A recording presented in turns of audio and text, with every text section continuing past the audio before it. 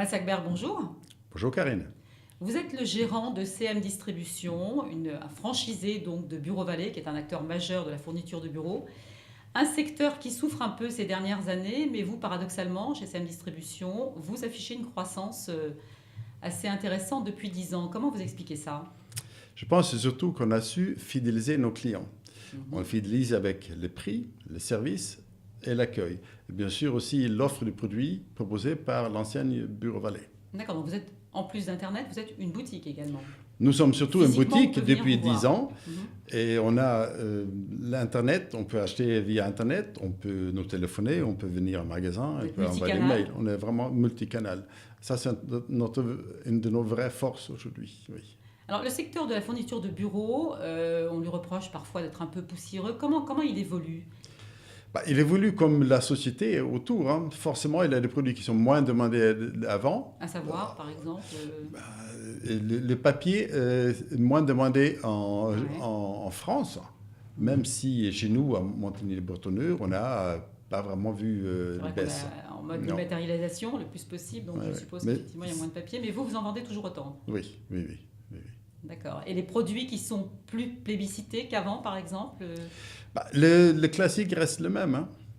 On a besoin de papier, on a besoin d'écriture, on a besoin des classeurs, on a besoin de beaucoup de choses.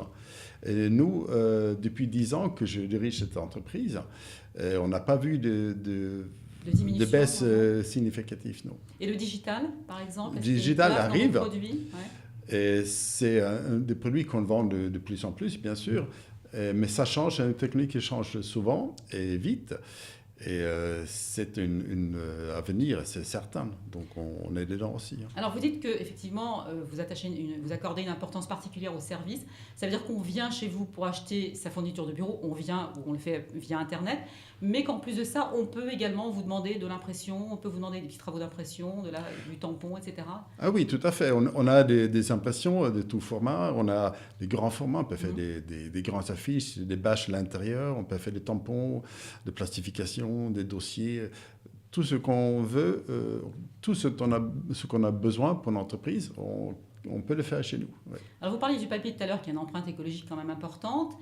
Et vos produits sont référencés selon en fait des critères un classement écologique. L'empreinte écologique est notée pour chaque produit sur l'étiquette. Donc le client peut le... Comment ça fonctionne en fait? C'est un organisme indépendant extérieur qui classe tous nos produits via notre franchiseur et son central de référencement. À la demande de Bureau Vallée? Aucun produit peut être référencé, peut pas être référencé s'il n'a pas le classement.